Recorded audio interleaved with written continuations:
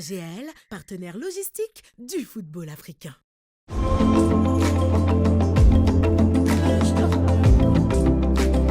Vous regardez le JT Cannes avec Coris Bank International.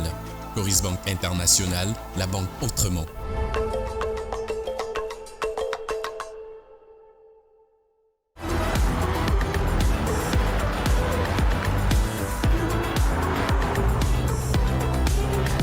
Vous regardez le JT Cannes Côte d'Ivoire 2023 avec United Motors. United Motors, le nouveau visage de l'industrie automobile en Côte d'Ivoire et en Afrique.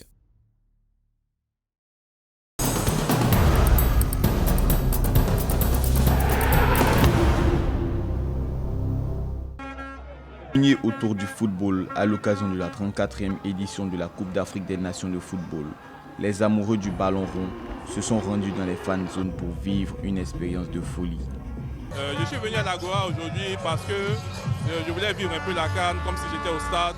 Rester à la maison, ce n'est pas la même ambiance que venir ici. Vous voyez là, il y a l'ambiance, il y a du monde, c'est un peu comme si on était au terrain. Raison pour laquelle je suis là aujourd'hui. J'avais mon ticket pour le stade, mais pratiquement c'était un ouf. Il y avait assez de monde, donc j'ai préféré venir à Doha pour partager la joie avec mes frères ivoiriens. Entre ambiance, spectacle et match, certains voient en cette CAN une vraie opportunité d'affaires. Disons que c'est une très bonne initiative de la part de Cocan d'avoir organisé cet espace-là pour nous les vendeurs surtout parce que ça nous permet de rentabiliser. Au-delà d'être un événement sportif, la Coupe d'Afrique des Nations de football met en avant l'engagement du pays hôte à offrir un accueil chaleureux et la tolérance envers tous, quelle que soit leur origine.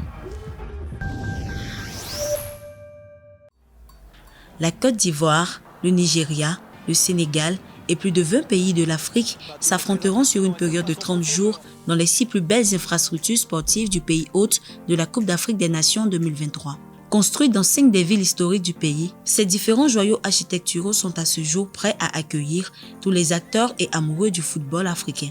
À Abidjan, capitale économique de la Côte d'Ivoire, pays hôte de la compétition, les stades Alassane Ouattara et Félix Houphouët-Boigny attendent plus de 100 000 visiteurs. Le stade Charles Konan Banny, dressé dans la capitale politique Yamoussoukro, ouvrira ses portes à 20 000 spectateurs.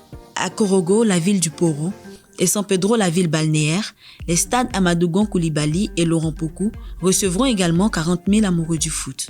Enfin, le stade de la belle cité de la paix, Bouaké, recevra les supporters de la poule D. À noter que pour parfaire cette organisation, le gouvernement de Côte d'Ivoire a mis à la disposition du COCAN plus de 150 milliards de francs CFA. Avant le coup d'envoi de la 34e Coupe d'Afrique des Nations de football 2023, plusieurs nations ont dû faire appel à d'autres joueurs du fait des blessures survenues durant la phase de préparation de ces équipes pour la CAN 2023.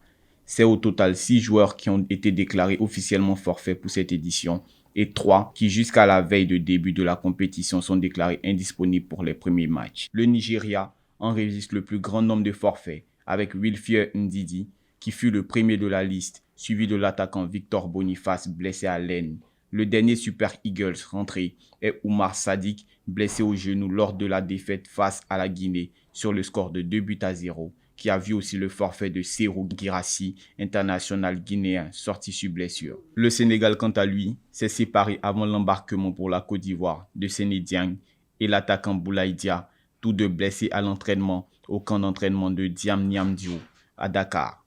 Hormis ces joueurs déclarés forfaits pour toute la CAN, d'autres tels que Sébastien Haller et Simon Adengra, attaquants ivoiriens bien qu'ayant été sélectionnés étant blessés, sont indisponibles pour le début de la compétition. À 24 heures de la cérémonie d'ouverture, des rumeurs donnaient Vincent Aboubakar forfait suite à une blessure survenue lors d'un entraînement à Yamoussoukro, mais la FECAFOOT a relayé au travers de ses réseaux pour confirmer la blessure, mais a rassuré les supporters des Lions de la présence effective de leur capitaine dans le groupe lors de cette compétition. Logé dans la poule A en compagnie de la Guinée équatoriale, la Guinée-Bissau et de la Côte d'Ivoire, pays hôte, le Nigeria a tenu sa conférence de presse d'avant-match ce samedi 13 janvier 2023. Pour le sélectionneur des Super Eagles, José Peseiro, une stratégie a été mise en place pour contrôler le match face à la Guinée équatoriale ce dimanche. Le moral de ces joueurs étant au beau fixe, les Super Eagles donneront le meilleur durant cette CAN. Je crois que c'est une obligation pour nous de choisir la meilleure stratégie, la meilleure tactique qui peut nous permettre de gagner les matchs. Tout ceci pour pouvoir renforcer notre modèle de jeu. Le coach de la Guinée équatoriale, quant à lui, se dit prêt à affronter le Nigeria, bien que leur formation soit l'une des meilleures équipes africaines et l'un des favoris de cette poule. L'ambition de n'importe quelle sélection en venant ici, c'est vraiment de pouvoir jouer et pouvoir passer à la première étape. Donc, nous l'avons en tête et c'est pour nous une priorité de donner le meilleur de nous. La Guinée équatoriale et le Nigeria s'affrontent ce jour au stade Alassane Ouattara pour le compte de la première journée de la phase de groupe. Dans la capitale économique de la Côte d'Ivoire, Abidjan, les derniers préparatifs de la CAN vont bon train. Être vêtus des couleurs ivoiriennes et africaines, les populations en ont fait une priorité. Cela représente pour les vendeurs ambulants un business très lucratif. Dans les rues de la capitale, ils vendent drapeaux, chapeaux, brassards et plusieurs autres gadgets aux clients. Il y a le brassard, il y a le drapeau même, et puis il y a les petits drapeaux aussi. Ça c'est 500. Maintenant pour le brassard, c'est 1000 francs. Le drapeau, c'est 2000. Cette manière particulière de contribuer à la réussite de cette grande compétition est encouragée par la clientèle qui entend participer à sa manière en étant habillée aux couleurs de leur équipe. À un bon Ivoirien, tu dois avoir ton maillot. Voilà. À la CAN, tout le monde doit bien se saper.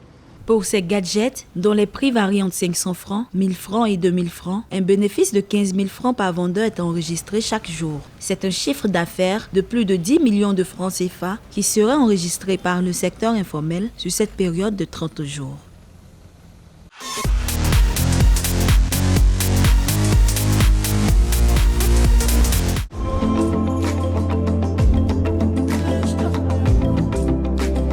C'était le JT CAN avec Coris Bank International. Coris Bank International, la banque autrement.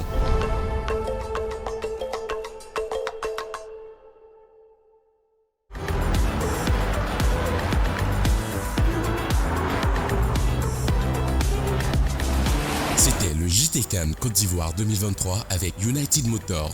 United Motors, le nouveau visage de l'industrie automobile en Côte d'Ivoire et en Afrique.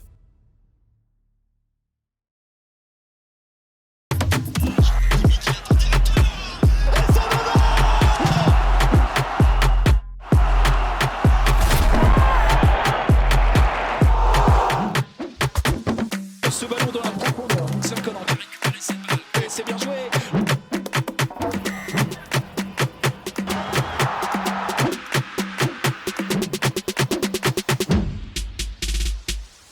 AGL, partenaire logistique du football africain.